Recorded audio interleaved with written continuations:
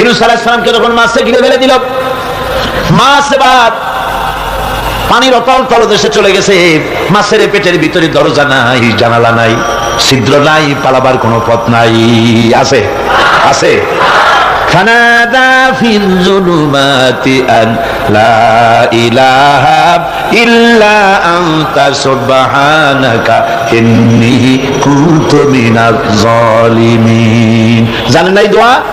পড়েন সবাই, লা ইলাহা ইল্লা আনতা সুবহানাকা ইন্নী কুনতু মিনাজ জালিমিন। আয় আল্লাহ, তোমার পবিত্রতা ঘোষণা করতেছি, তুমি ছাড়া কেউ নাই, আমার তো আর বাঁচার উপায় নাই, আমি আমার উপরে জুলুম করেছি, আর তোমার পবিত্রতা ঘোষণা করতেছি। জিকির করতেছেন তিনি মাছের পেটের মধ্যে বসে। আল্লাহ রাব্বুল আলামিন বলেন, ইউনূস আলাইহিস সালাম মাছের পেটের ভিতরে বসে যে চিৎকারটা মারলেন, দুনিয়ায় কোনো তার বন্ধু বান্ধবেরা শুনে নাই, কোন রাজা বাদশারা শুনে নাই। মাছের পেটের মধ্যে ফানাদা ফিল যুলুমাত, যুলুমাত হলো জমায় কাসির, এখানে তিনটা অন্ধকার ছিল। কয়টা অন্ধকার? একটা হলো মাছের পেটের অন্ধকার, একটা হলো রাতের অন্ধকার, আর একটা হলো পানির অন্ধকার। ত্রিবিধ অন্ধকারের ভিতর থেকে ইউনূস আলাইহিস সালাম হতাশ হয়ে যান নাই, তিনি চিৎকার মেরে আল্লাহরে ডাক দিলেন। আল্লাহ কয়, আমি ডাক শুনছি, কেউ তোমার ডাক শুনে নাই, আমি তোমার আরশের মালিক, আমি আল্লাহ শুনতে পেয়েছি, শুধু শুনি নাই।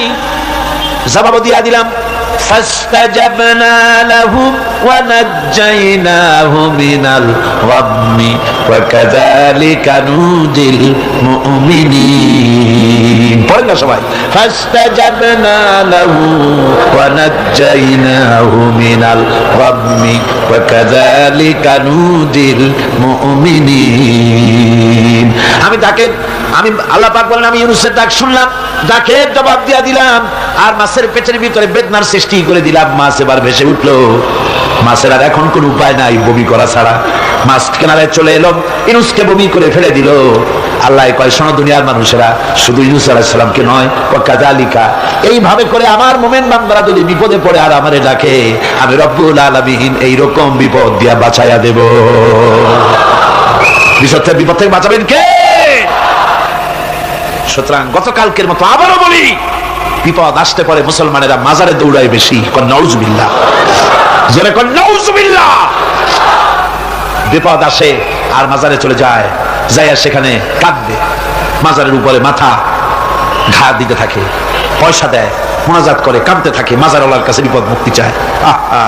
নাউজুবিল্লাহ পড়ে, আবারও কোন নাউজুবিল্লাহ। বিশ্বাস করুন আমার ভাইরা, বিশ্বাস করুন, আল্লাহর কোরআন আমার হাতে। মাজারওয়ালার কাছে কানলে পরে ওই মাজারে যিনি শুয়ে আছেন, আল্লাহর কসম, তার কোনো ক্ষমতা নাই আপনাকে বিপদ থেকে বাঁচাতে পারে। আছে ক্ষমতা? জোরে বলেন, আছে? বিপদ থেকে বাঁচাবে কে? কে বাঁচাবে? আপনারা টাকা দেন, আর ওই টাকাগুলি ওইখানে মাজারে বৈশা জনমের খাওয়া খায় মাজারের পাহারাদার, এক শ্রেণীর পান্ডারা। টাকাগুলা মাথায় দেখবেন মাজার কেন্দ্র করে লাল লাল চাদর গায়, তারপরে শট, মাথায় জট, দাড়িতে জট, দাড়িতে জট, আর মোষ, হাইরে মোষ।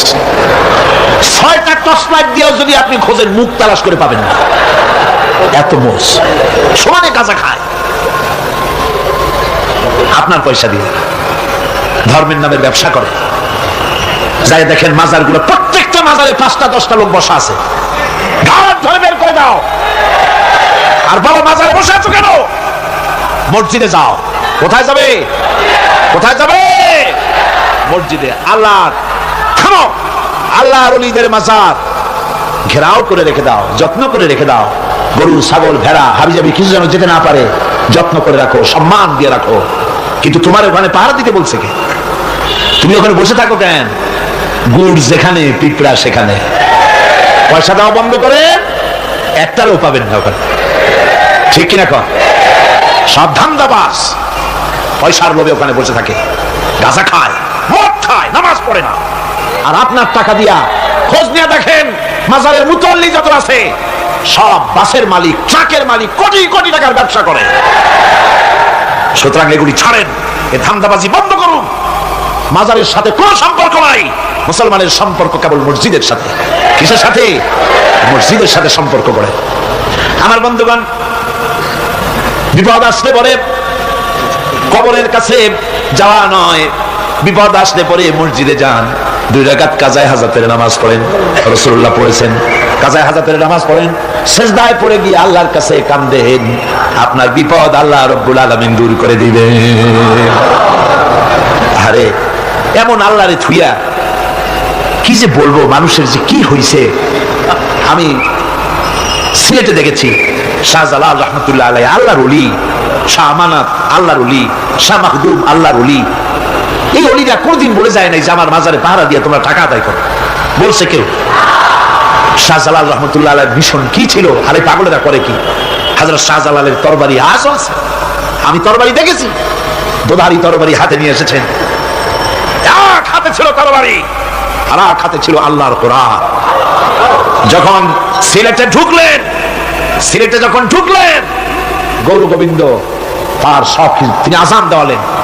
আজান শোনা মাত্র মূর্তিগুলো কাঁপতে লাগলো। গৌর গোবিন্দের কলজা গলার কাছে চলে আসছে, জিজ্ঞেস করছে ব্যাপারটা কি, এরকম হচ্ছে কেন? জ্যোতিষীরা বলল জবন এসেছে, মেলেচ্ছ এসেছে, আর উপায় নাই। শাহজালাল রহমতুল্লাহ আলাইহি তিনি বসলেন গেটের কাছে, এবার সব পালাচ্ছে।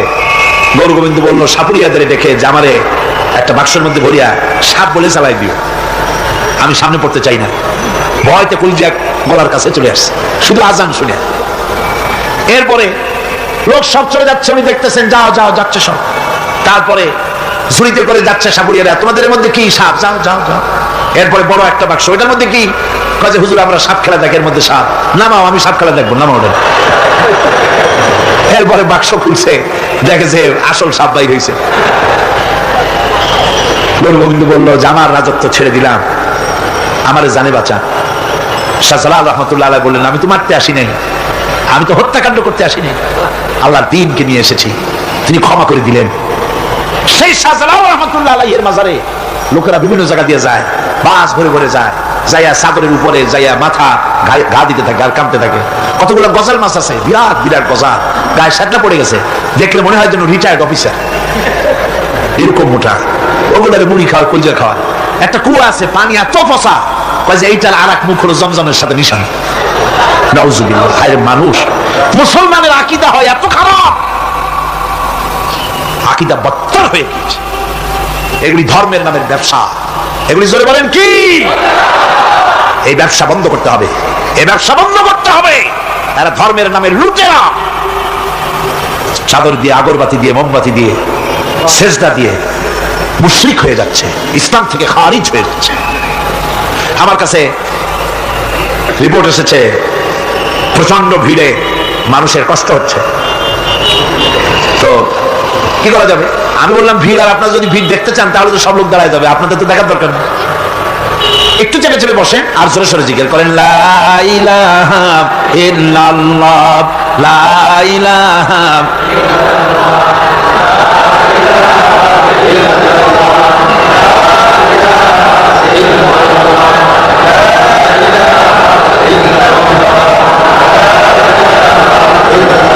আপনি কিন্তু বসেই এগোতে পারতেন, দাঁড়ালে পরে ডিস্টার্ব হয়, হাঁটলে পরে ডিস্টার্ব হয়। নিজের কপালটারে খারাপ করেন না, এত সুন্দর আল্লাহর কথা শোনা থেকে নিজেকে মাহরুম করতে চেষ্টা করেন না। নিজেও শোনেন, অপরকেও শুনতে দেন। বসেন, মাজা ব্যথা করবে না, আল্লাহ মাজা ব্যথা ভালো বানায় দেবে যত সময় বসবেন। আলহামদুলিল্লাহ। আপনারা বসছেন যে জায়গাটায়, এটা বেহেশতের টুকরা। এটা কি? এটা প্যারেড ময়দান নয়। মাজালিসুল ইলম হিয়া রাওযাতুম মিন রিয়াদিল জান্নাহ। হযরত আলী বলেছেন যেখানে ইলম চর্চা হয়, কোরআন আলোচনা হয়, হাদিস আলোচনা হয়, সেটা কোনো সাধারণ জায়গা না, সেটা জান্নাতের টুকরা হয়ে যায়। যেরকম সুবহানাল্লাহ। কাজে বেহেশত থেকে শয়তানের জন্য বাইর করে না দেয়, সতর্ক থাকেন। শয়তান কি চায় যে আপনি সারাক্ষণ শোনেন? কি কোন চায়? চায় না। শয়তানের খপ্পরে পড়েন, বসেন আর শোনেন। ইমানদার যখন বিপদে জর্জরিত হতে থাকে তখন সে ভেঙে পড়ে না, তখন অন্ধকারের, বিপদের অন্ধকার বিদীর্ণ করে আলোর এক প্রভা তার চোখের সামনে উদ্ভাসিত হয়ে ওঠে। সেটা কি? সেটা হলো আল্লাহ রাব্বুল আলামিনের বাণী, ফাইন্না মাআল উসরি ইউসরান, ইন্না মাআল উসরি ইউসরা। আল্লাহ পাক বলেন জেনে রাখো, দুঃখ এবং কষ্টের সাথে রয়েছে সুযোগ আর সুবিধা, আর অসচ্ছলতার সাথে রয়েছে উদার সচ্ছলতা। জোরে কোন সুবহানাল্লাহ। কাজে ভয় পাওয়ার কারণ নাই, হতাশ হওয়ার কারণ নাই। মন আশায় বুক বেঁধে রাখো। গুনাহ করেছো, হতাশ হও না। যুবকদের গুনাহ করা স্বাভাবিক। ইউনিভার্সিটির ছাত্র, কলেজের ছাত্র, প্রফেসর, শিক্ষক, অফিসার ঘুষ খেয়েছেন, জিনা করা হয়েছে, মদ খাওয়া হয়েছে, মিথ্যা কথা বলা হয়েছে, যাই কিছু করেন না কেন ভয় পাওয়ার কারণ নাই, নিরাশ হওয়ার কোনো দরকার নাই। আল্লাহ পাক ডেকে বলেছেন, কুল ইয়া ইবাদিয়াল্লাযীনা সারাফু আলা আনফুসিহিম লা তাকনাতু মির রাহমাতিল্লাহ। আরে আমার আল্লাহর মতো এত ভালো আর কেউ আছে? এত দরদ আর কারো আছে? আমার আল্লাহ বলেন, ও নবী আপনি শুনায় দেন, হে আল্লাহর বান্দারা, তোমরা যারা নিজেদের উপরে বাড়াবাড়ি করেছো, নিজেদের উপরে জুলুম করেছো, অত্যাচার করেছো, আমি আল্লাহর রহমত থেকে নিরাশ হয়ে যেও না। মানুষ যদি অপরাধ করে, বাপের সাথে অপরাধ করেছে, মায়ের সাথে অপরাধ করেছে, মা বাবা সন্তানের চাইতে এত বড় কল্যাণকামী তো আর কেউ নাই, কিন্তু মা বাবা কোনোদিন বলে না আয় আমার ছেলে তোরে মাফ করে দেই, এরকম বলে নাকি? মন চায় ছেলে যদি মাফ চাইতো, খুশি হয়ে মাফ করে দিতাম, কিন্তু কেন যে আসে না, ডাকে না যে আয় মাফ করে দেই। মা বাবা আপনাকে এত ভালোবাসে, সেই মা বাপও আপনাকে বলে না যে আয় মাফ করে দেই। আমার আল্লাহ হচ্ছেন এমন আল্লাহ, আল্লাহ রাব্বুল আলামিন ডাকেন, এ বান্দা খুন করেছিস ফিরে আয়, জিনা করেছিস ফিরে আয়, হত্যা করেছিস ফিরে আয়, চুরি করেছিস ফিরে আয়, কুফরি করেছিস ফিরে আয়, সুদ খেয়েছিস, ঘুষ খেয়েছিস, মদ খেয়েছিস ফিরে আয়, এসে আমার দরবারে চোখের পানি ফেল, আমার দরবারে কাঁদাকাটি কর। ইন্নাল্লাহা ইয়াগফিরুয যুনুবা জামিআ ইন্নাহু হুয়াল গফুরুর রহিম। আমার দরবারে চোখের পানি ফেলে কাঁদ, আমি রব্বুল আলামিন জিন্দেগীর গুনাহ মাফ করে দেব। সুবহানাল্লাহ কোন, সুবহানাল্লাহ কোন। আমার কাছে কাঁদ, চোখের পানি ফেল। আল্লাহ রাব্বুল আলামিনের কাছে বান্দার দুইটা ফোঁটা বেশি প্রিয়। একটা হলো জিহাদের ময়দানে যে রক্ত ফোঁটা দেওয়া হয়, এটা আল্লাহর কাছে প্রিয়। আর আল্লাহর ভয়তে গুনার জন্য লজ্জা করে, অনুশোচনা করে বান্দা যখন চোখের পানি ছেড়ে দেয়, আল্লাহর কাছে এটা অত্যন্ত প্রিয়। নবীজি বলেছেন, বান্দা যখন গুনার ভয়তে, আল্লাহর ভয়তে, জাহান্নামের ভয়তে অনুশোচনা করে যখন চোখ দিয়া পানি ছেড়ে দেয়, ওই চোখের পানি নাকের অর্ধেক আসতে না আসতে আল্লাহ রাব্বুল আলামিন বান্দারে মাফ করে দেন। আল্লাহ বরদাস্ত করতে পারেন না যে বান্দা কাঁদবে। আমার ভাইরা, আল্লাহর রহমত এই পৃথিবীতে, আল্লাহর রহমতকে 100 ভাগ করা হয়েছে। আল্লাহর রহমতের কত ভাগ? এই 100 ভাগের 1 ভাগ সারা পৃথিবীতে ছড়াই দেওয়া হয়েছে। আর 99 ভাগ কার কাছে? আল্লাহর কাছে। একটা ভাগ দুনিয়া ছড়ানো হয়েছে আদম আলাইহিস সালাম থেকে নিয়ে এই পর্যন্ত, এখান থেকে নিয়ে কিয়ামত পর্যন্ত পৃথিবীতে যত মানুষ আসবে, যত প্রাণী আসবে, তাদের মধ্যে প্রাণী জগতেও গাভী তার বাছুরকে ভালোবাসে ঠিক কিনা, হাতি তার বাচ্চাকে ভালোবাসে ঠিক কিনা, মুরগি তার বাচ্চাকে ভালোবাসে কিনা, প্রত্যেক মাই তার সন্তানকে ভালোবাসে মানুষের মতো। এই ভালোবাসা, এই স্নেহ, এই মমতা, এই করুণা, এই মহব্বত একটা ভাগ দুনিয়ায় দেওয়ার পর আপনি আর আমি যতটুকুন ভাগে পেয়েছি, সেই মহব্বতে, স্ত্রীর মহব্বতে অস্থির, মায়ের মহব্বতে অস্থির, সন্তানের মহব্বতে অস্থির।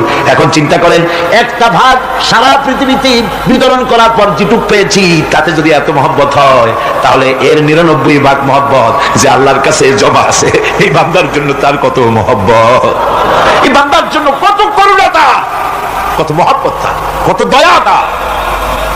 এজন্য আল্লাহ রাব্বুল আলামিন বলেছেন, নাব্বি ইবাদি আন্নী আনাল গফুরুর রহিম। আমার নবী সুসংবাদ দিয়ে দাও, বান্দাদেরকে শোনায় দাও যে আমি আল্লাহ তাআলা ক্ষমাশীল আর দয়াবান। হুজুর কাঁদতেছিলেন, হযরত ওমর রাদিয়াল্লাহু তাআলা আনহু এসে দেখেন হুজুর একা কাঁদতেছে। হুজুর জিজ্ঞেস করছেন, হযরত ওমর জিজ্ঞেস করলেন, হুজুর আপনি কাঁদেন কেন একা একা? হযরত ওমর বলেন, আমি যখন প্রশ্ন করলাম, নবীজি বললেন, আমার কাছে কিছু আগে জিবরাইল এসেছিলেন, জিবরাইল এসে আমাকে বললেন, আল্লাহ পাক বলেছেন, হে আমার নবী, ইসলামের ভিতরে থেকে যে সমস্ত মানুষগুলো ইসলামের ভিতরে থেকে চুল আর দাড়ি পাকায় দিছে, কিয়ামতের দিন এই লোকগুলারে আমি শাস্তি দিতে আমার শরম হবে। হযরত ওমর বলেন, হুজুর উম্মতের জন্য কত বড় খোঁজ খবর এটা, আর আপনি কাঁদতেছেন। হুজুর বলেন, ওমর তুমি জানো না আমার কান্নার কারণ ভিন্ন। আমার কান্নার কারণ হলো যে আল্লাহ রাব্বুল আলামিন কিয়ামতের দিন দাড়ি চুল পাকা বান্দারে শাস্তি দিতে শরম করবেন, সেই দাড়ি চুল পাকা বান্দাগুলি আল্লাহর সাথে নাফরমানি করতে শরম করে না। আমি এই লজ্জায় কাঁদতেছি। ভাইরা, হুজুর আল্লাহ পাক বলেন, আমার নবী রাতের আধারে যখন একটা বুড়া আমার দরবারে হাত উঁচু করে, একটা বুড়া মানুষ রাতের আধারে যখন আমার দরবারে হাত উঁচু করে আর যখন বলতে থাকে, রব্বুল আলামিন আমার পেছনের জীবনটা বড় খারাপ করেছি, এমন কোন কাজ জীবনে করি নাই যা তোমার কাছে কিছু দাবি করতে পারি, সব রকমের নাফরমানি করেছি, আজ আমি বুড়া হয়ে গেছি, কামাই করতে পারি না, ছেলে আমাকে চোখে দেখতে পারে না, পুত্রবধূ আমাকে ঘরে জায়গা দেয় না, আমার স্ত্রী আমাকে দেখতে পারে না, রোজগার করতে পারি না, হাঁটতে পারি না, চলতে পারি না, সবার কাছে আমি পিতা হয়ে গেছি, আমি দাঁড়াতে পারি না, কোমরে ব্যথা পাই, হাঁটুতে ব্যথা পাই, চলতে পারি না, কানে শুনতে পাই না, চোখে দেখতে পারি না, আর তোমার কাছে কিছু চাইয়া নেব এমন ভালো কাজও করি নাই। এইভাবে যখন বান্দা কাঁদতে থাকে আমার দরবারে, ও আমার হাবিব আমার রহমতের দরিয়ায় জোশ মেরে যায়, আমার শরম হয় এই বুড়াটারে কেমনে খালি হাতে ফিরাইয়া দেই। সুবহানাল্লাহ, সুবহানাল্লাহ। আমার আল্লাহর এত দয়া, আমার আল্লাহর এত মায়া, এত মহব্বত। আমার আল্লাহ রাব্বুল আলামিন বলেন, وَإِذَا سَأَلَكَ عِبَادِي عَنِّي فَإِنِّي قَرِيبٌ। আমার হাবিব, আমার বান্দা আমার ব্যাপারে প্রশ্ন করে, আমি বান্দার একদম নিকটে। কোরআন শরীফের ভিতরে যত জায়গায় রাসূলকে বলা হয়েছে সুয়ালের কথা, আপনাকে প্রশ্ন করা হয়, আল্লাহ তার জবাব কুল এই কথা বলে জবাব দিয়েছেন। যত জায়গায় সুয়াল এসেছে, যেমন কোরআনে কারীমের মধ্যে আল্লাহ পাক বলেন, ওয়ায়াসআলুনাকা আনিল মাহিদ, মেয়েদের হায়েজ সম্পর্কে জিজ্ঞাসা করা হয়, কুল হিয়া আযা, হে নবী আপনি বলুন। এভাবে করে কুল দিয়ে জবাব দেওয়া হচ্ছে। আবার প্রশ্ন করা হচ্ছে, ওয়ায়াসআলুনাকা আনিল আনফাল, এই গনিমতের মাল সম্পর্কে হুজুর আপনাকে, হে নবী আপনাকে প্রশ্ন করা হয়। আল্লাহ কুল দিয়ে জবাব দিলেন, আল্লাহ বলেন আপনি বলেন। ওয়ায়াসআলুনাকা আনিল খামরি ওয়াল মাইসির, আল্লাহ পাক বলেন নবী আপনারে প্রশ্ন করা হয়, কুল ফীহিমা ইসমুন কাবীর, আল্লাহ কুল দিয়া বললেন তুমি বলো। আবার বলা হলো ওয়ায়াসআলুনাকা আনিল আহিল্লা কুল হিয়া মাওয়াকিতু লিন্নাস, নবী আপনাকে প্রশ্ন করা হয় চাঁদের ক্রমবর্ধমান এবং ক্রমহ্রাস, এই যে বাড়ে আর কমে, পূর্ণিমা হয় অমাবস্যা হয়, কেন হয় আপনি বলুন। কুল, আপনি বলেন এটা আমি অর্থ এবং সময়, বছর আর দিন গণনা করার জন্য পৃথিবীবাসীদের জন্য বিনা পয়সায় একটা ক্যালেন্ডার বানাইয়া আকাশে ঝুলাই রেখেছি। এভাবে যত জায়গায় এসেছে আপনাকে প্রশ্ন করা হয়, তত জায়গায় আল্লাহ জবাব দিয়েছেন কুল আপনি বলেন।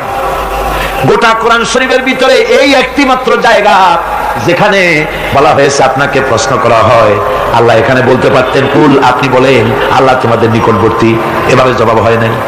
এটা কায়দাটা হলো এই, আল্লাহ বলতেছেন ওয়াইজা সালাকা ইবাদি, আমার নবী প্রশ্ন তো আমার বান্দারা আমার ব্যাপারে করেছে, এবার আপনার জবাবের কোনো দরকার নাই, প্রশ্ন আমার ব্যাপারে, আমি নিজে জবাব দিয়ে দেই, ফাইন্নী কারীব, ও বান্দা আমার ব্যাপারে প্রশ্ন করেছিস, জবাব আমি দেই, আমি তোর সবচাইতে বেশি নিকটে। সুবহানাল্লাহ, কত নিকটে?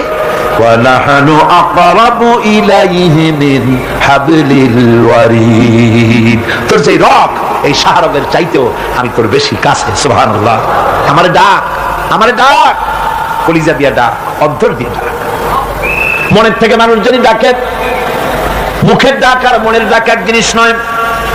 दिल से जो बात निकलती है असर रखती है पर नहीं मगर ताकते परवाज रखती है। दिल থেকে যে কথা বের হয় তা প্রভাব বিস্তার করে, দাঁড়ায়, কিন্তু ওড়ার ক্ষমতা রাখে। মনের কথাই ভিন্ন। মন থেকে, দিল থেকে, কলিজা থেকে, অন্তরের গভীর কন্দর থেকে মুহাব্বতের সাথে কেউ যদি একবার বলে আল্লাহ, বলেন আল্লাহ, আল্লাহ, আল্লাহ, আল্লাহ রাব্বুল আলামিন বলেন, অন্তরের অন্তঃস্থল থেকে একটি বার যদি বান্দা বলেন আল্লাহ আল্লাহ, বলেন 70 বার সাড়া দিয়া জিজ্ঞেস করি, বান্দা কি চাও, আমি তোমার কাছে আছি। সুবহানাল্লাহ, আমি তোর একদম কাছে, কি চাস বল, বল আমার কাছে। এমন দয়াবান, এমন মেহেরবান, এমন আল্লাহ আমাদের। সে আল্লাহ রাব্বুল আলামিন তিনি বলছেন, وَقَالَ رَبُّكُمْ ادْعُونِي أَسْتَجِبْ لَكُمْ, তোমাদের রব বলেছেন আমারে ডাকো, আমি আল্লাহ ডাকের সাড়া দিয়া দেব। সুবহানাল্লাহ। কারে ডাকতে হবে? কারে ডাকতে হবে? এই বিশাল জনসমুদ্র একযোগে চিল্লায় কোন কারে ডাকতে হবে? কোন পীর সাহেবকে নয়, আল্লাহর কসম কোন খাজা বাবাকে নয়, ডাকতে হবে কারে? চিল্লায় কোন কারে? وَقَالَ رَبُّكُمْ উদউনি, তোমার রব তোমাকে বলতেছে আমারে ডাকো, আস্তাজিব লাকুম, আমারে ডাকবে আমি সাড়া দিয়ে দেব। সুবহানাল্লাহ। আল্লাহকে ডাকেন, কি চাই আপনার বলেন, কি চাই? আল্লাহর কাছে চান, আল্লাহ দিয়ে দিবেন। দেওয়ার জায়গা আল্লাহর কাছে চাইবেন, আল্লাহ দিবেন। দেওয়ার জায়গা, চাওয়ার জায়গা হলো সেজদায় পড়ে যাবেন। আমার ভাইয়েরা, জায়গাটা চিনাই দিলাম। মাজারে যাওয়া লাগবে না, কবরে যাওয়া লাগবে না। 2 রাকাত নামাজ পড়ে সেজদায় পড়ে গিয়া যত বিপদ আছে, মুসিবত আছে, সেজদার মধ্যে চোখের পানি ছেড়ে দেন আর কেন্দে কেন্দে জীবনের কথা বলেন। আল্লাহ রাব্বুল আলামিন আপনার আওয়াজ শুনবেন আর দোয়া কবুল করে নেবেন। কাঁদতে হবে আল্লাহর কাছে। কার কাছে? আল্লাহর কাছে। সুম্মা ইস্তাগফিরুল্লাহ, আর এরপরে সে যদি আমি আল্লাহর কাছে ক্ষমা চাই, ইয়াজিদিল্লাহ গফুরার রহিমা, সে আমি আল্লাহকে গফুর এবং রহিম হিসেবে পাবে। সুবহানাল্লাহ। আল্লাহকে গফুর এবং রহিম হিসেবে পাওয়া যাবে। সব আল্লাহকে বলতে হবে, গুনাহ মাফ চাইতে হবে। এই জন্য হুজুর সাল্লাল্লাহু আলাইহি ওয়াসাল্লাম দৈনিক 100 বার তওবা করতেন। কোন হাদিসে আছে 70 বার, কোন হাদিসে আছে 100 বার তওবা করতেন। নামাজের পরে তো প্রত্যেক নামাজেই পড়তেন হুজুর, সালাম ফিরাতেন আর সাথে সাথে বলতেন আল্লাহু আকবার, আস্তাগফিরুল্লাহ, আস্তাগফিরুল্লাহ, আস্তাগফিরুল্লাহ। মনে থাকবে আপনাদের? মনে থাকবে? সালাম ফিরাইয়া কি বলবেন? না, সালাম ফিরাবার সাথে সাথে বলবেন আল্লাহু আকবার, তারপরে পড়বেন আস্তাগফিরুল্লাহ, আস্তাগফিরুল্লাহ, আস্তাগফিরুল্লাহ। তওবা করবেন, আল্লাহর কাছে সব সময় গুনাহ মাফ চাইতে থাকবেন, বিনীত থাকবেন। আল্লাহকে পাওয়া যাবে, তাকে রহিম হিসেবে পাওয়া যাবে। সুতরাং ঈমান বিল্লাহ, আল্লাহর প্রতি ঈমান আনলে পরে 4র্থ নম্বরের যে উপকারটা হবে সেটা হলো হতাশায় ভুগবে না, নিরাশায় ভুগবে না, আশায় বুক বেঁধে উঠবে, ঈমান মজবুত হবে, আল্লাহর কাছে মানুষ বিনয়ী হয়ে যাবে। এবার 5ম নম্বরের উপকার আমি বলছিলাম, ঈমান বিল্লাহ, আল্লাহর প্রতি ঈমান আনলে পরে অসংখ্য উপকার হয়, অসংখ্য বৈশিষ্ট্য আছে। এর 6টা উপকারের কথা আমি বলবো। কয়টা? অসংখ্য উপকারের ভিতরে প্রধান 6টি উপকারের কথা বলবো। এর বললাম কয়টা? 7টে বলেছি। এবার বলো 5ম উপকারের কথা। আল্লাহর প্রতি আপনি পূর্ব পশ্চিমে কতবার মুখ ঘোরালেন, এটাই কিন্তু আপনার আসল সৎ কাজ নয়। আসল সৎ কাজ হলো আল্লাহর প্রতি ঈমান আনা। এই ঈমানের ব্যাপারে 3টা দিন আমরা পার করে দিলাম, এখনো কথা শেষ হয় নাই। আল্লাহর প্রতি ঈমান আনলে পরে যে উপকারটা হবে 5ম নম্বরে, সেটা হলো কঠোর এবং কঠিন বিপদের ভিতরে বান্দার ভিতরে অবিচলতা এবং ধৈর্যের সৃষ্টি হয়ে যাবে। আলহামদুলিল্লাহ। কঠিন বিপদ মুসিবত আসতে পারে, সে অবিচল থাকবে। সারা দুনিয়ার বিপদ আপদ, শত্রুতা, দুঃখ, কষ্ট, মুসিবত, জুলুম, নির্যাতন সবকিছু পাহাড়ের মতো উঁচু হয়ে তাকে ঘিরে ফেলবে, কিন্তু তাকে এক চুলও নাড়াতে পারবে না। আলহামদুলিল্লাহ। সারা পৃথিবী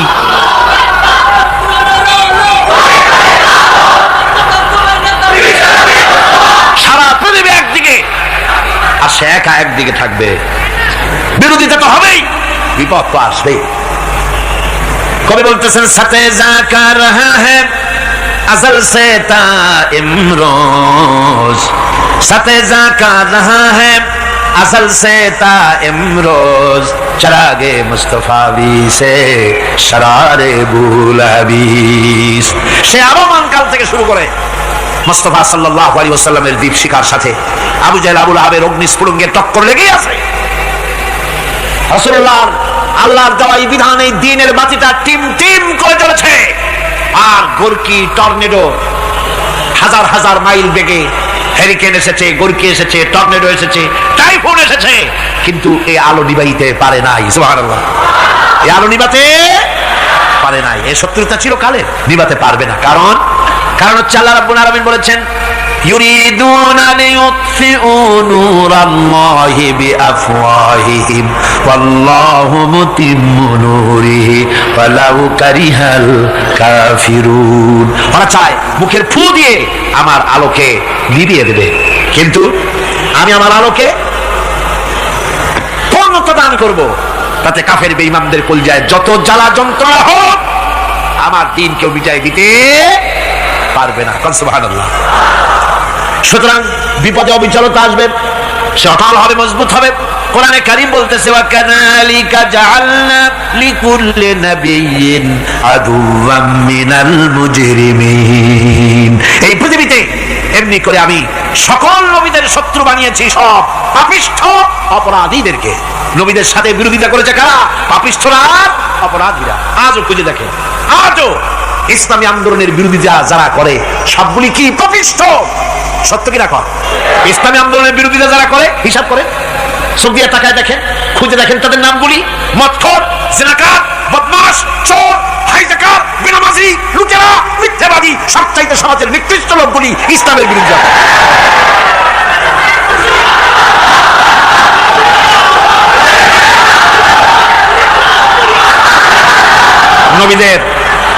নবীদের শত্রু আল্লাহ বলেন সব যুগে নবীদের সাথে শত্রুতা করেছে পাপিষ্ঠরা। আল্লাহর কথা, কার কথা? সকল যুগে নবীদের সাথে শত্রুতা করেছে পাপিষ্ঠরা, নিকৃষ্ট ধরনের অপরাধীরা। সুতরাং নবী রাসূলদের অবস্থা যখন এই, তখন দ্বীনের দাওয়াত যারাই দেবে তাদের কিসমত এরকম হবেই। এই বাধার মোকাবেলা তাদেরও করতে হবে। এই যে বাধাটা আসে, এই যে মারে, অপরাধ কি? এই যে তারা চোর বা ডাকাত, যাদের মারা হয়। আল্লাহ রাব্বুল আলামিন বলেন অপরাধ হলো ওয়ামা নাকামু মিনহুম ইল্লা আইয়ুমিনু বিল্লাহিল আজিজিল হামিদ। অপরাধ হচ্ছে ঈমানদার লোকদের উপরে নির্যাতন চালিয়েছে, অন্য কোনো কারণে নয়। কারণ একটাই, তারা আল্লাহর জমিনে আল্লাহর দ্বীন প্রতিষ্ঠা করতে চেয়েছে, আর কোনো অপরাধ না। জমিন আল্লাহর, জমিন কার? এই বিশাল জনসমুদ্র গর্জে উঠুন একযোগে বলুন জমিন কার? আইন চলবে কার? এখানেই সংঘর্ষ বেঁধেছে আবহমান কাল ধরে। মানুষ অত্যাচারিত হয়েছে, সাহাবায়ে কেরাম অত্যাচারিত হয়েছেন। বুখারী শরীফের হাদিসে এসেছে রাসূল করিম সাল্লাল্লাহু আলাইহি ওয়াসাল্লামের কাছে হযরতে খাব্বাব গিয়ে উপস্থিত হয়েছিলেন। হযরতে খাব্বাব বলেন, হাদিসটা এভাবে লেখা হয়েছে বুখারীতে, ওয়ান খাব্বাব বিন আল-আরিদ রাদিয়াল্লাহু তাআলা আনহু قال شكونا إلى رسول الله صلى الله عليه وسلم وهو متوسد بردة له في ظل الكعبة। রাসূলুল্লাহর কাছে গেলাম, কাবা শরীফের কাছে গিয়ে দেখি নবীজি একটা চাদর গায়ে দিয়ে তিনি আরাম ফরমাচ্ছিলেন কাবা শরীফের ছায়ায়। সেখানে গিয়ে বললাম, আলা তাস্তানসিরু লানা আলা তাদউ লানা ইয়া রাসূলুল্লাহ, হে আল্লাহর রাসূল, আপনি কি আমাদের জন্য আল্লাহর কাছে দোয়া চাইবেন না? আপনি কি আল্লাহর কাছে আমাদের জন্য সাহায্য চাইবেন না? আমাদের লোকগুলিকে, মুসলমানগুলিকে মারতে মারতে তো শেষ করে ফেলে দিল। তারা আমাদের সুমাইয়াকে মারলো, আমাদের খাব্বাবকে উটের সাথে পায়ের দড়ি লাগায় টানলো, আমাদের খুবাইবকে তারা আগুনের উপরে চিৎ করে শোয়ায় রাখলো, না খায় রাখতেছে, মারতেছে, কষ্টে তো শেষ হয়ে গেলাম। হুজুর আপনি কি আমাদের জন্য দোয়া করবেন না? হাদিস শরীফে এসেছে নবীজি উঠে বসলেন সোজা হয়ে। নবীজি বলেন, ও আমার সাহাবী, ও খাব্বাব, শোনো, তোমাদের আগে এই পৃথিবীতে যারা দ্বীনের দাওয়াত দিতে এসেছিলেন তাদেরকে সমকালীন রাষ্ট্রশক্তি, সমাজ শক্তি তাদেরকে ধরতো, ফায়ুখাজুর রাজুলু, তাদেরকে তারা ধরতো, ফায়ুফারু লাহু ফিল আরদ, আর তার জন্য জমিনের ভিতরে কবর বানাইতো। ওই কবর ফায়ুজালু ফিহা, ওই কবরের ভিতরে তাকে কোমর পর্যন্ত গেড়ে দিত। সুম্মা ইউতা বিল মানশার, এরপরে করাত আনতো, ফায়ুদাউ আলা রাসিহি, এরপরে ওই করাত তার মাথার উপরে রাখতো, ফায়ুজালু নিসফাইন, এরপরে করাত দিয়া চিরে জীবিত মানুষটারে দ্বিখণ্ডিত করে ফেলে দিত। মা ইয়াসুদ্দুহু যালিকা আন দীনিহি। ও আমার খাব্বাব, এত কষ্ট দেওয়ার পরেও সেই যুগের কোন মুসলমানকে, দ্বীনের দায়ীদেরকে আল্লাহর দ্বীন থেকে এক চুলো তারা সরাই দিতে পারে নাই, এক চুলো সরাতে পারে নাই। ওয়াল্লাহি, ও খাব্বাব, আমি আমার আল্লাহর নামে কসম করে বলছি, লা ইতাম্মান্নাল্লাহু হাযাল আমরা হাত্তা ইয়াসিরা আর-রাকিবু মিন সানা ইলা হাযরামাউত। আমি কসম করে বলি, আল্লাহ রাব্বুল আলামিনের এই সানা থেকে হাযরামাউত পর্যন্ত লোকেরা যাতায়াত করবে, সুন্দরী রমণীরা গমন করবে, সদাগরেরা যাতায়াত করবে, টাকা নিয়া পয়সা নিয়া যাতায়াত করবে। তাদের মনের মধ্যে লুটের ভয়, টাকার ভয়, চুরির ভয়, ডাকাতির ভয়, জেনার ভয়, হত্যার ভয়, ধর্ষণের ভয়, কোনো ভয় থাকবে না। লা ইয়াখাফু ইল্লাল্লাহ, আল্লাহ ছাড়া কোনো ভয় থাকবে না। এমন একটা সমাজ, এমন একটা সময় আসবে। ওয়ালাকিন্নাকুম তাস্তাজিলুন, অথচ খুব তাড়াহুড়ো তোমরা করতেছো। তাড়াহুড়ো করো না, সময় আসবে ইনশাআল্লাহ। আমার ভাইয়েরা, আমার বন্ধুগণ, কঠিন বিপদে অবিচলতা এবং ধৈর্যের দৃষ্টান্ত রেখে গেছেন আম্বিয়া আলাইহিমুস সালাম। সুবহানাল্লাহ। কঠিন বিপদে অবিচলতা, দৃঢ়তা, ধৈর্য কারে বলে, তার দৃষ্টান্ত কারা রেখেছেন? আম্বিয়া আলাইহিমুস সালাম। ওনারাই আমাদের আদর্শ, নবীরাই আদর্শ। সাহাবায়ে কেরাম রিদওয়ানুল্লাহ তাআলা আলাইহিম আজমাইন আমাদের আদর্শ। ভাইরা আমার, মুসা আলাইহিস সালামকে ফিরআউন যখন ঘিরে ফেলে দিল, কোরআনের সব কথা গল্প গুজবার ইতিহাসের জন্য লেখা হয় নাই। কোরআনের মধ্যে যা লেখা হয়েছে সব বান্দাদের উপদেশের জন্য, যাতে করে লোকেরা চিরটা কাল এর থেকে উপদেশ নিয়ে নিজেদের তৈরি করতে পারে। জোরে বলেন সুবহানাল্লাহ। মুসা আলাইহিস সালামের কথা আল্লাহ বলেন, ফিরআউন তাকে ঘিরে ফেলে দিল, পালাবার রাস্তা নাই। ফালাম্মা তারাআল জামআন ক্বালা আসহাবু মূসা ইন্না লামুদরাকুন। মুসা আলাইহিস সালামের উম্মতরা বললেন, হে মুসা, পাকড়াও হয়ে গেছি, পালাবার রাস্তা নাই। তিন দিক থেকে আমাদেরকে ঘেরাও করেছে ফিরআউনের শক্তি। সামনে কি? দরিয়া, আর তিন দিকে কি? ঘেরাও আন্দোলন। পালাবার পথ নাই, পালাবার পথ নাই। সাহসী আক্রমণ, ঘেরাও আন্দোলন। এই যে ঘেরাওটা হয়তো আজকে নতুন নয়, ঘেরাও আসছে অনেক আগের থেকে। আসলে কথা বুঝতে পেরেছি। মাইক না থাকলে আমি কি করবো? কোন আজকে এরকম হচ্ছে কেন? আগামীকাল ঠিক হবে ইনশাআল্লাহ, রাগ করেন না। গান হচ্ছে, বসেন বসেন। শয়তান ঢুকছে মাইকের মধ্যে। অনেক সময় হয় কি, মাইকের হাই পাওয়ারের যে মেশিন আছে, এর ভিতরে ইথার থেকে রেডিওর ওই গানগুলি ওর মধ্যে ঢুকে পড়ে। কথা বুঝতে পেরেছেন? এই জন্য শয়তান তো আর বসে থাকে না, ওরও তো কিছু করার আছে। ধৈর্য ধরেন, ধৈর্য ধরেন। কালকে অপারেটরদেরকে মাওলানা শামসুদ্দিন সাহেবের কাছে অনুরোধ করবো, অপারেটর একটু ভালো করে হেদায়েত করে দেবেন। মাইকে আজকে আমার নিজেরও কষ্ট হচ্ছে, আমিও বুঝতে পারছি না যে আমার কথাগুলি কি আওয়াজে বেরোচ্ছে, যার জন্য আমাকে বেশি চিল্লাইতে হচ্ছে। বক্তাকে কি লাউডে তার কথা বেরোচ্ছে তা তার কানে আসতে হয়, তাহলে বোঝা যায় যে আমার কথাগুলি কিভাবে বেরোচ্ছে। এটা এই অবস্থায় সিচুয়েশন আজকে নাই, এবং লোকেরাও মাইকের ব্যাপারে আজকে অভিযোগ করেছে যা বিগত 16 বছরে করে নাই। সেটার ব্যাপারে কোথাও কোনো অসুবিধা হয়েছে? মাইকটা ভালো, এবং মাইক যারা দেন প্রতি বছর খেদমত করে, আল্লাহ তাদের প্রতি রহম করুন। সবাই বলেন।